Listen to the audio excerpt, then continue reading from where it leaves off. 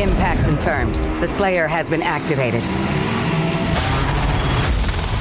Demonic threat level increasing. Hold the line! All the power of hell cowering before one man.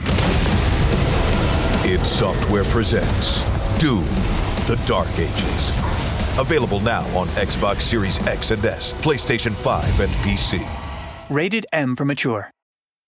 This episode is brought to you by Principles. Ray Dalio, legendary investor and New York Times best-selling author, wants to pass along his understanding of how countries go broke, because he believes the U.S. budget and debt situation needs to be addressed. To give you that knowledge, he has put the draft of his book, How Countries Go Broke, The Big Cycle, online for free. It's available now at economicprinciples.org. Military murder is an independent project and is not endorsed by the Department of Defense or any military component.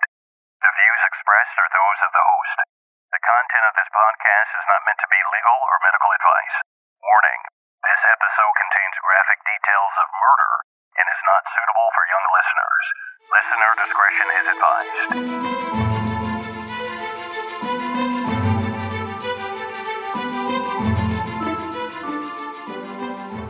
Welcome back, True Crime Army. I am your host, Margot, and this is a true crime podcast where I focus on crimes committed by military members and veterans.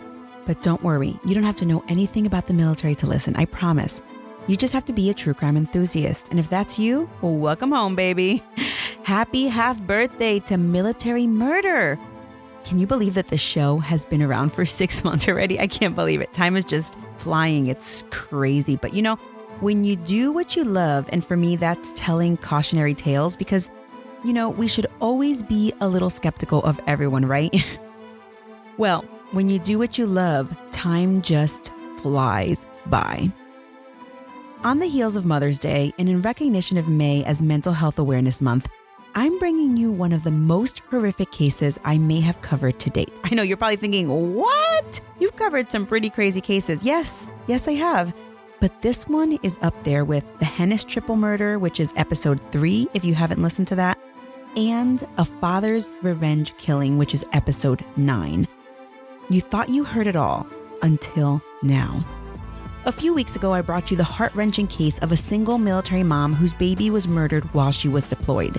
But imagine being married, deploying, and leaving behind your 2 teenage kids with your wife, their mother, only to be called back home to the most horrific scene ever. Join me today as I discuss the killer mom, Army veteran, and the colonel's wife, Julie Schenecker. Listener discretion is advised. Now, let's dig in.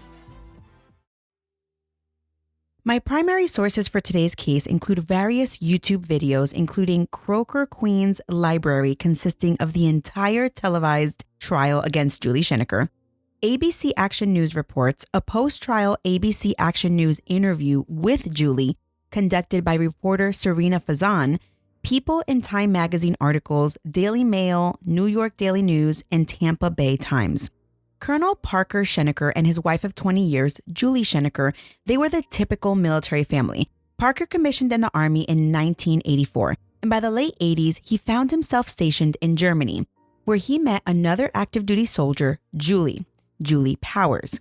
She was a Russian linguist, and she was tall and beautiful, and she had been in the military since 1983.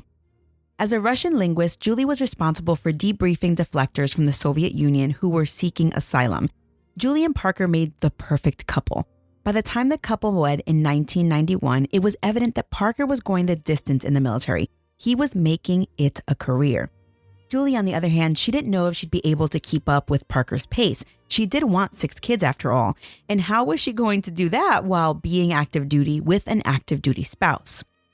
The task seemed impossible. So after serving a little less than 10 years in the military, Julie decided to separate from the military. And the timing was perfect, as the Scheneckers had decided it was time to start a family. And like I said, Julie wanted 6 kids.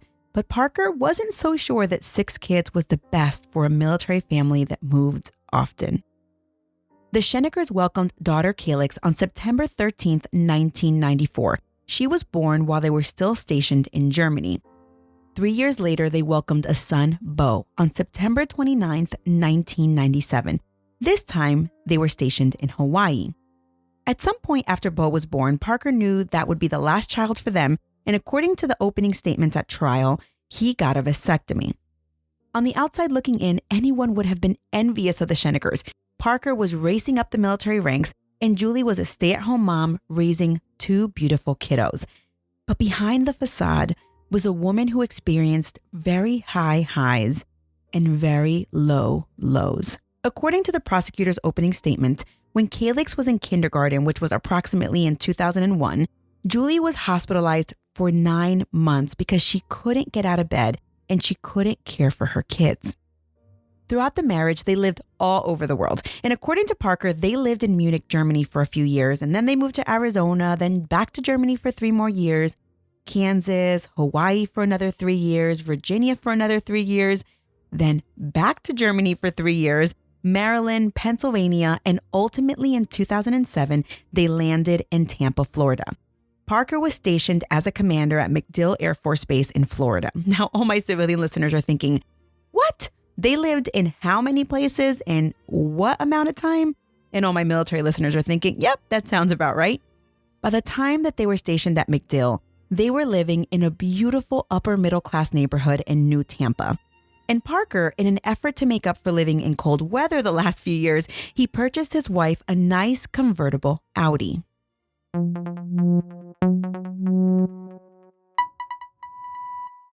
And again, from the outside looking in, life seemed great at the Schenecker home.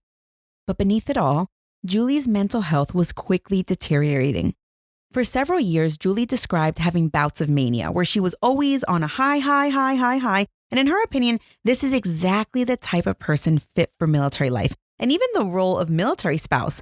Everyone expects you to be on point 100% of the time. Pretty clothes, fit body, nice makeup. But Julie also experienced bouts of really low lows, like rock bottom. And because they moved so frequently, no one on the outside noticed anything. And the Scheneckers dealt with this the best that they could by ignoring it and acting like Julie didn't exist. Julie recalls times when she would lock herself in her room and she would go weeks without showering. She had little ability to do basic daily activities, and her husband and her kids would just ignore her and let her be. And in my non-expert opinion, this was probably a blessing and a curse, right?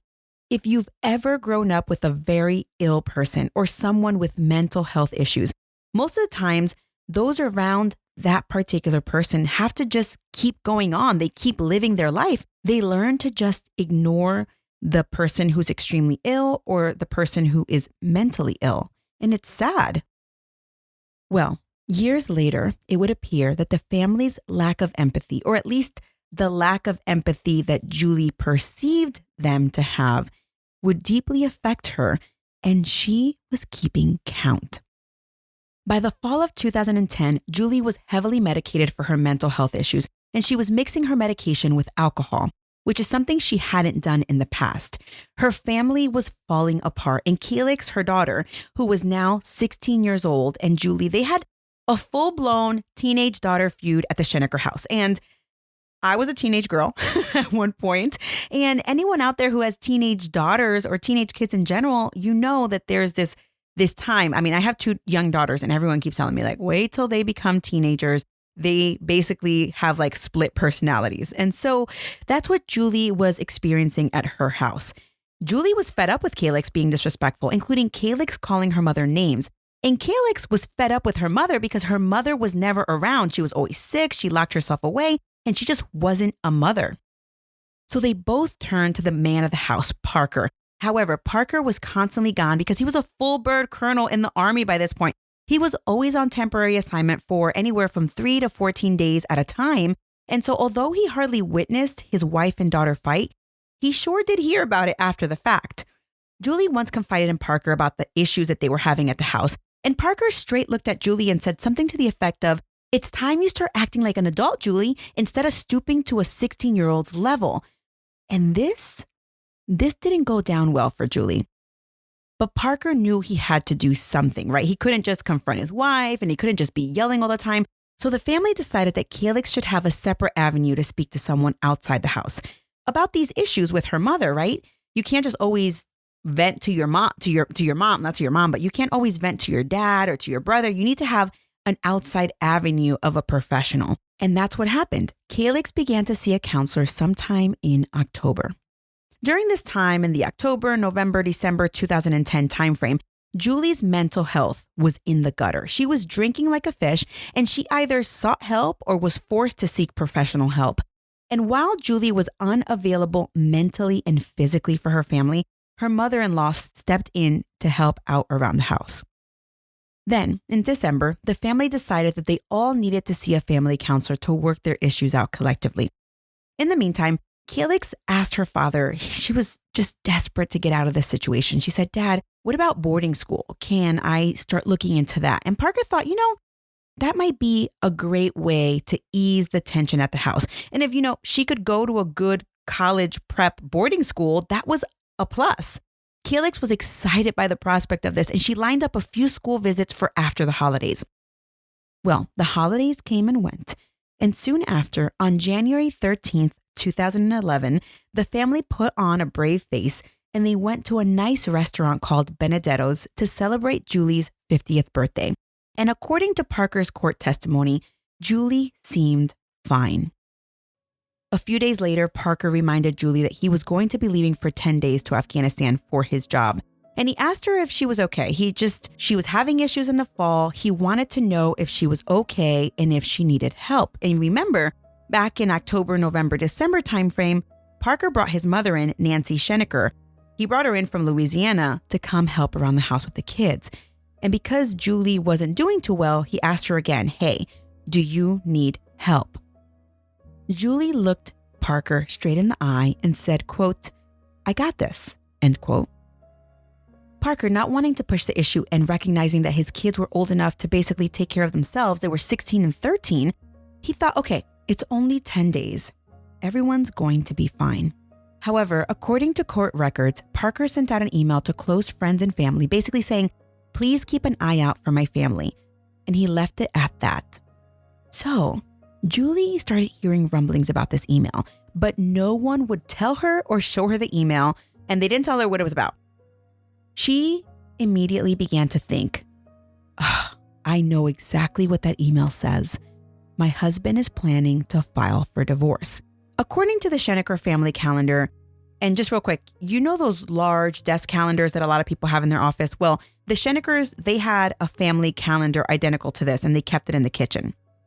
Well, they kept it in the kitchen and they wrote everything down to keep track of everyone's activities. Parker's TDYs, which are temporary assignments, the kids' different sporting events, carpool dates, things of that nature. Well, according to the calendar, the week of January 17th, 2011, there was no school. Parker was scheduled to leave for Afghanistan on January 19th and was scheduled to return on February 1st. Well, during Parker's absence, all hell broke loose. Parents of tweens, if you're familiar with far-off drop-offs... Dad, stop, right here. Or get DMs about what's for dinner, you may be experiencing tween milestones. For your son or daughter, these can start at age 9. HPV vaccination, a type of cancer prevention against certain HPV-related cancers, can start then too. For most, HPV clears on its own. But for those who don't clear the virus, it can cause certain cancers later in life. Embrace this phase. Help protect them in the next. Ask their doctor today about HPV vaccination. Brought to you by Merck. Still getting around to that fix on your car? You got this. On eBay, you'll find millions of parts, guaranteed to fit. Doesn't matter if it's a major engine repair or your first time swapping your windshield wipers. eBay has that part you need, ready to click perfectly into place. For changes big and small. Loud or quiet. Find all the parts you need at prices you'll love. Guaranteed to fit every time. But you already know that. eBay. Things, people, love. Eligible items only. Exclusions apply. On Wednesday, January 19th, Parker left to Afghanistan, and Julie, the ticking time bomb, was left to her own devices. That Saturday, January 22nd, Julie would have it her way. She was determined to shut her mouthy kids up by killing them. Yes, you heard that correctly. She wrote in her journal that it would be a Saturday massacre. So that day, she drove her kids to their respective school activities. Calyx was a cross-country runner and Beau was a soccer player. And she took them around to all their activities, and then she waited like a good mother does. And afterwards, she dropped them back off at home, and then she left to run an errand. Julie drove from New Tampa, Florida to Oldsmar to the lock and load gun shop. Now, when I was researching this case, I was wondering, why are they talking about the distance? Because the prosecutors and everyone kept talking about how far the gun shop was from her house. And when I MapQuested the distance from New Tampa to Oldsmar, it was about a 22-mile trip, approximately 35 minutes. But when I MapQuested it on my phone or Apple Maps or whatever it is, it was at like 11 p.m. at night when I was working on this podcast. And 35 minutes at 11 o'clock at night, there's no traffic. There isn't much traffic. But if anyone's ever been to Florida, you know that traffic in Florida is pretty stiff, especially during the week and during the afternoons on weekends. So I'm assuming that it wasn't a short trip, which is why everyone kept making a big deal about it. I bet you it was anywhere from 45 to 60 minutes away each way. Well, when Julie, the 5'9", fittish-looking blonde, walked into the lock and load, the store workers wondered what brought her in. I'm sure that gun shop clerks are always asking people like, oh, what are you looking to purchase this gun for, right? That's just kind of like small chat, I guess, small chat. So Julie discussed that she needed a gun for protection because there had been a string of home invasions in her neighborhood and she wasn't taking any chances. Meanwhile, she's smiling, laughing, feeling and holding the guns, and she picked her favorite gun. It was a .38 revolver, and I can imagine at this point all types of things running through her mind. When she paid for the gun, would she actually go through with her plan for a Saturday massacre? So Julie started filling out the gun forms and background check paperwork, and she handed them over, paid with her solo credit card, a card that she kept in her name only, which her husband didn't have access to. And the store clerk said, great, okay, cool. Thank you for filling everything out. In about 3 days, we will give you a call to make sure that the background check came back clean and you'll be ready to take your gun home. And what? Julie's bubble burst. What in the actual hell? She used to be a Russian linguist, gosh darn it. Why can't she take the gun right now? She's married to an Army intelligence officer who's in Afghanistan as we speak, fighting for this country. The audacity of Florida legislature to intrude on her Second Amendment right to bear arms immediately. So I imagine that Julie dragged her feet out of the store and cursed her way the entire drive home. She needed to get her anger out, so she went home and she journaled. Darn, her Saturday massacre plans were screwed. But oh well, I guess it'll have to wait, she thought. Meanwhile, her kids know she's a hot mess in the head, and Beau sent an email to one of his friends saying his mom was mentally unstable. On Tuesday, January 25th, Calyx was discussing a mandatory meeting that her mom had to attend. And Calyx looked at her disheveled mom and in a typical teenager attitude, she yelled at her mom to get her act together, dress up, and put some makeup on, Mom. What's wrong with you? She also called her mother pathetic and an evil soul.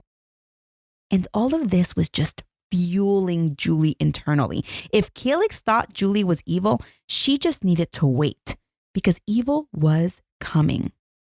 That night, Julie would write in her journal, quote, "The evil starts Thursday," end quote.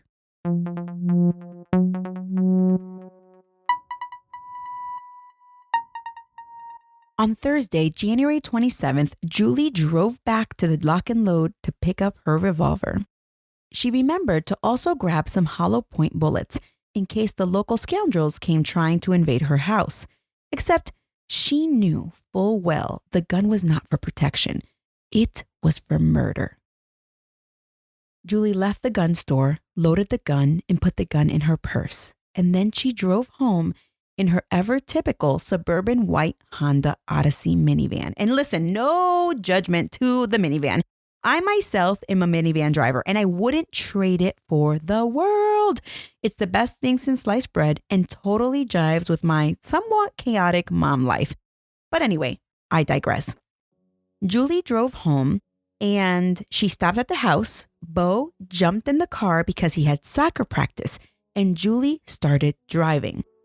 Beau had his seatbelt on at this point, and he was fiddling with something on the floor. He's putting on his soccer cleats or something, I don't know, kind of like below the dashboard. when Julie, who was still driving, took out the gun and pointed it at her 13-year-old son, Beau. Beau looked at her. He freaked the heck out. He started yelling, "Put that gun down or I'll punch you." And Julie pulled the trigger, but the shot hit the windshield. And then she took aim at her son's head and pulled the trigger again, hitting him on the left side of his head. Julie then turned around. Calyx was next. When Julie arrived home, she changed her routine up a bit. Instead of parking the minivan outside the garage, which is what she typically does, she pulled the van into the garage, closed the door behind her. You know, she didn't want to take any chances if anyone saw Beau or if they saw the hole on the windshield. While she's sitting in the garage, watching the blood gushing from her son's head, she took aim again and shot him right in the mouth. Julie later confessed that she did this because he was becoming mouthy, just like his sister. Julie quickly realized, crap, a neighbor may have actually heard that gunshot. I need to finish up or I won't get to my main target, the catalyst of all my pain, that bratty little teenager Calyx. So Julie walked upstairs into Calyx's room, where Calyx was looking away from the door, doing her homework on her computer. Julie walked up behind Calyx and looked over her shoulder at the computer. And Calyx, she probably was rolling her eyes and she wondered out loud what Julie was doing. Like, "Mom, get off my back." Julie assured her she was just checking to see what she was doing. Julie then took aim and said, "I love you," while she simultaneously executed Calyx right there in front of her computer. Calyx slumped over while Julie took aim one last time and put a bullet right in her face. Julie's master plan was almost complete, but she wanted Calyx to be comfortable. So she picked her up from the ground, dragged her to the bed, and put the blanket over her. Calyx was drenched in blood, but Julie didn't see any of it. As Julie stared at her daughter, she noticed only half of Calyx's mouth was smiling. So Julie did this. This is already terrible, but she did this whole Joker thing where she tried to hold up Calyx's mouth, the one part that wasn't smiling, with her finger. But Calyx was dead. There would be no more smiles. Julie, in a jailhouse interview years after the trial that I'll describe later, she describes that as she sat there, she saw this gray thing come right out of Calyx's body and disappear into the ceiling. And Julie quickly sat Calyx up, hugged her, wondered why Calyx wasn't hugging her back, and then she laid her back down. Just then, Julie remembered that Beau was in the van and he also needed a blanket because it was January, and even though it's Florida, it gets a little nippy. She went down to the garage and initially she thought about moving Beau. She actually thought about dragging his body and putting him in her bed because when Parker is away, it seemed that Beau would sleep in the bed with her. But he was a little bit too heavy, and so she just put a blanket over him. Then Julie went about doing a series of things that would only seal her fate even more. And if you hate Julie right now, just wait.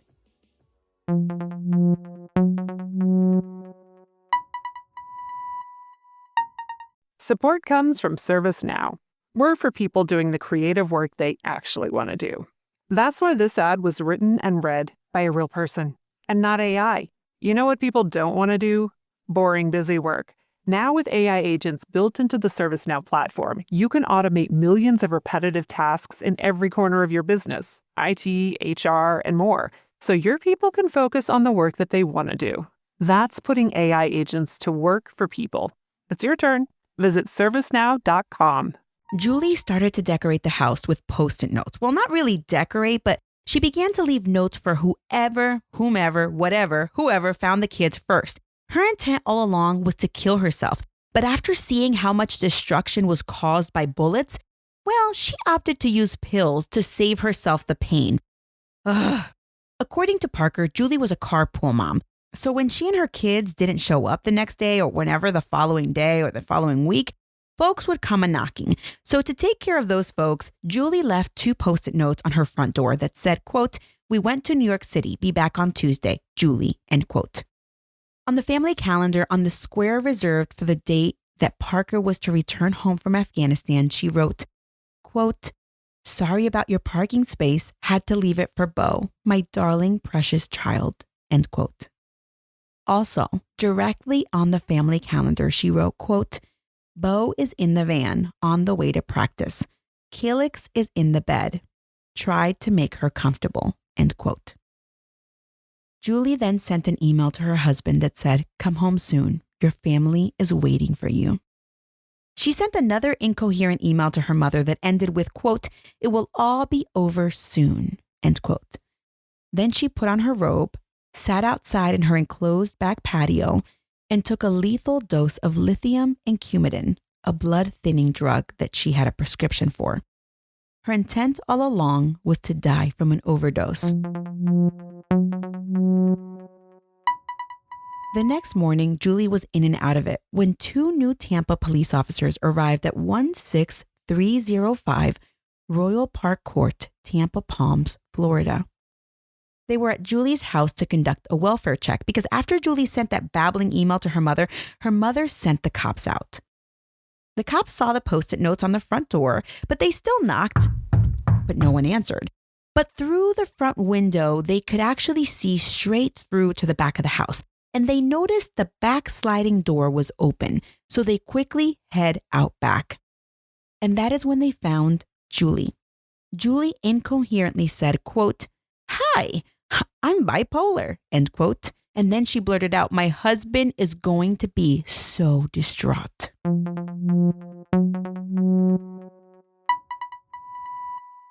The cops immediately noticed blood on Julie's light-colored robe. Initially, when I read the news reports, I thought the robe was like drenched or covered in blood. But from looking at the pictures during the trial, which is available on YouTube, as I mentioned earlier, I noticed that the blood stains were not that large. It wasn't like she was drenched in blood.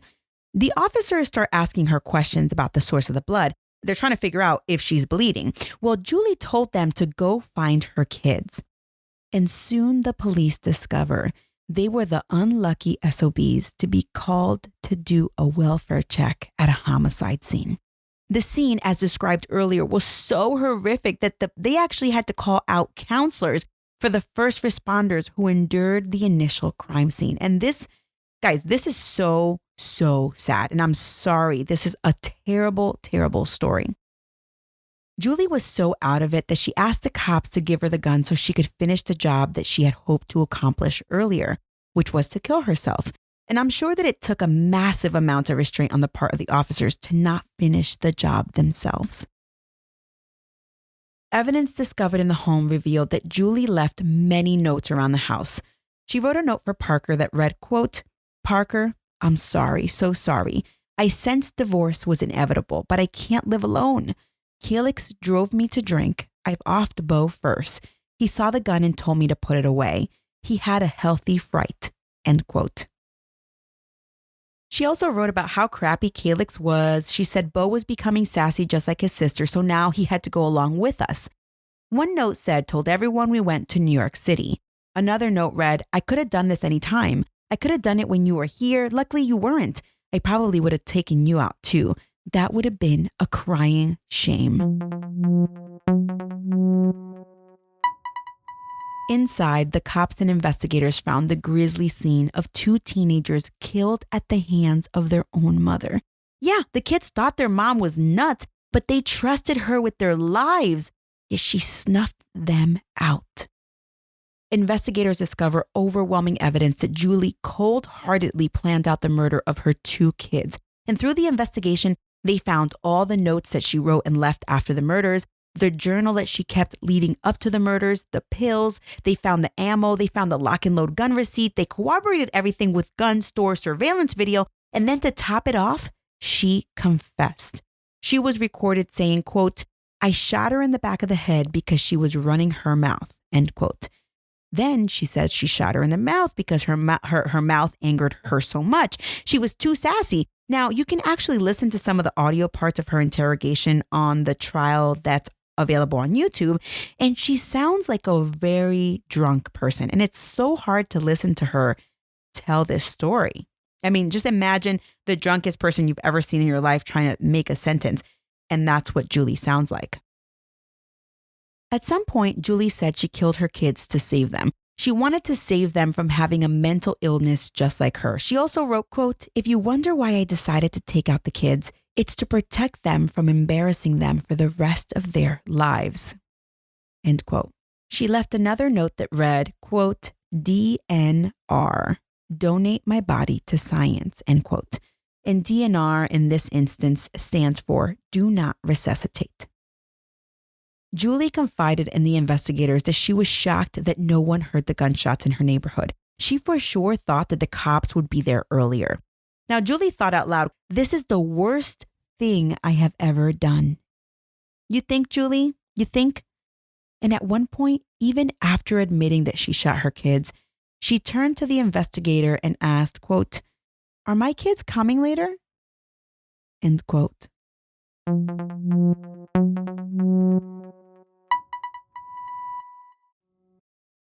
This episode is brought to you by Progressive Commercial Insurance.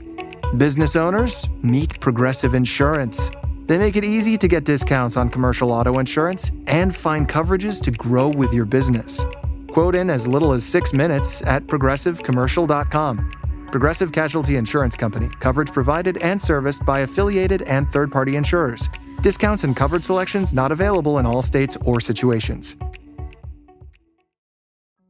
At 10 p.m. on January 28, 2011, Colonel Parker Schenecker was in his barracks in Afghanistan. And I'm sure it's called something else, but that's what I'm going to call it. And don't correct me. You know what I'm talking about. Anyway, Colonel Schenecker got a knock on his door. It was a colonel and a chaplain in their deployed uniform, and they needed to talk. At first, Colonel Schenecker thought, okay, cool, they're here to chat with me about tomorrow's meeting. But when Parker looked at their face, he realized, oh no, something happened to my mother. Colonel Schenecker could have never imagined the horror. His 2 kids had been murdered at the hands of their mother, his wife of 20 years. He was rightfully upset. Back home, Julie was charged with 2 counts of first-degree murder, and prosecutors, they were seeking the death penalty in this case. After the shooting rocked the quiet suburban neighborhood, ABC News reported that Julie Schenecker, the colonel's wife, had actually been investigated for child abuse in the fall of 2010. What? Say what now? Yes. You know that part in every episode of my podcast where I tell you things aren't always what they seem? Well, there's a lot of that in this story. According to ABC News, police paid a visit to the Schenecker house on November 6, 2010. They were there to investigate an allegation of child abuse against Calyx. This all came about when Calyx confided in a school counselor that her mother, Julie, had struck her in the face when they were in the car heading home from cross-country practice a few days earlier. When the police interviewed Calyx, she said, "Yes, my mom struck me in the face with an open palm repeatedly for 30 seconds. Now, the incident left a red mark immediately afterwards, but by the time of the report and the time that the investigators were there were no physical marks."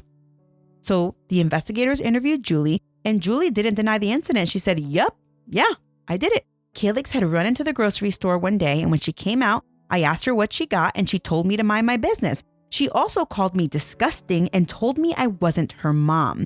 Now, Julie confessed, yeah, I backhanded her 3 times. But she wasn't bruised or bleeding during the incident, so what's the big deal? But Calyx had something else to say. A month before this incident, Julie did hit Calyx so hard on the mouth that Calyx bled from her mouth. And when the police asked Julie, "Hey, is this true?" Julie said, "Yep, yeah, I did that too. Although I don't remember any bleeding." Well, the police closed the case and nothing ever came of the child abuse incident. But just 3 months later, Julie Schenecker would murder her kids. So, True Crime Army, this is where I leave you until my next episode. I know this is a 2-part episode. Oh my goodness. I know everyone's pissed.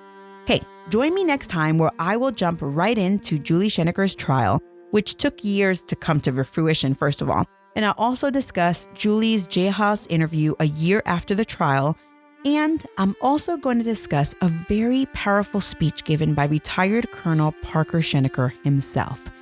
Trust me, you won't want to miss part 2.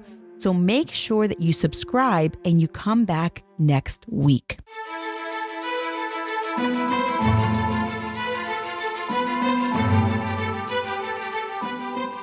All right, True Crime Army, you know where to find me. I'm on social media, always interacting with my listeners. You can find me on social, on Instagram at Military Murder Podcast, on Facebook at Military True Crime, and on Twitter at Military Murder. All right, this week the show has 4 producers. What? And I want to give a shout out to them for supporting the show, first of all, the Military Murder Morale Fund, with their generous donation. This week's show producers are Katie K and Jacqueline B. Both of these ladies are 2-time donors to the Military Murder Morale Fund. Woohoo! Ladies, I love you. But we also have 2 first-time donors as well. We have Amber H, thank you so much, and Randy K. So you guys don't know how awesome it is, or how awesome the feeling is when you guys donate to the podcast. You know that I do this for free. I basically am putting this podcast out there. I haven't, created a Patreon or anything like that because I don't have the time to create extra content for you guys. But for those of you supporting the show regardless, I truly, truly appreciate it. Thank you so much. You guys rock so much. And just my listeners, people who are just listening, thank you so much. Thank you so much for believing in the show and wanting to see it continue. If you listen to the show every week and you want to see the show continue to grow and flourish as well, you may consider donating via PayPal using my email address, militarymurderpodcast@gmail.com, or just feel free to go to my website and donate there. Okay, I want to acknowledge a few folks who have left reviews since last time. Reviews are so important. Okay, on Facebook, we have Kimberly DJ. She's a veteran married to a military retiree.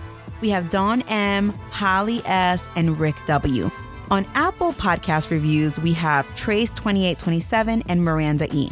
On CastBox, I can't forget to shout out truck drivers. Thank you to my truck drivers who listen. And I want to say thank you to B. Domingo for the reminder. And if you know a truck driver or a delivery person who spends all day in their car, don't forget to tell them about Military Murder Podcast. I know they're always looking for recommendations. All right. Shout out to Candy R, Bethany S, Julianne A, Ray S, Emily W, Jody T, and Wendy. Also, I don't normally acknowledge bad reviews, but I do want to comment on one review that I received, and I'm not going to give their name because I'm not going to give them that honor. But this person said that they realized that I don't reach out to the people I tell my stories about. And that is 100% true. From the start of my podcasting journey, I've not hidden the fact that I am not an investigative reporter, and I don't go out seeking comments. I dig into the publicly available information. I piece the stories together to bring you a complete picture from start to finish of the coverage, of the media coverage, because when you read a report, so someone gets arrested today, in a few months there's a hearing, and then years later is the trial. So you're kind of all over the place. You don't remember what any of the facts are. So I take all that coverage from the beginning to the end, and I try and tell the story in chronological order. So anyway, I am a storyteller. I started this podcast as a cautionary tale because a lot of people think the military is all rainbows and unicorns, and we all need to be smart. The world in general is not all rainbows and unicorns, so the military isn't any different. The whole point is we have to be smart out there, okay? All right, I'm off my soapbox. Okay. This is a reminder that if you like the show and you've listened more than once or twice or 5 times because you like the show, leave a review. Even just a 5-star review without writing anything is fine. It means a lot, and it really does help other people find the show. And this is true. Listen, it's like when you're on Amazon and you read the reviews before buying anything. Well, podcasting is the same exact way. There are over 500, probably over 1,000 true crime podcasts. When someone is looking for a new podcast to listen to, they pull up the reviews. Sometimes they just check to see how many reviews a podcast has before they even push play. So help a sister out, okay? Help other people find this show. Especially if you like it, you should be recommending it to your friends. All right. If you don't like the show, don't listen. Just walk away. It's okay. We all have a type, and if I'm not yours, as my little daughter says, bye, Felicia. All right. This show was created by Mama Margot Productions, produced by Katie K, Jacqueline B, Randy K, and Amber H, and the music was created by Tie-Ups. Please check the show notes for a direct link to my resources page on my website, militarymurderpodcast.com. Until next time, remember, you never really know what someone is capable of, so remain vigilant always. You have a fabulous week, and I'll keep digging to bring you the rest of this military murder story next week.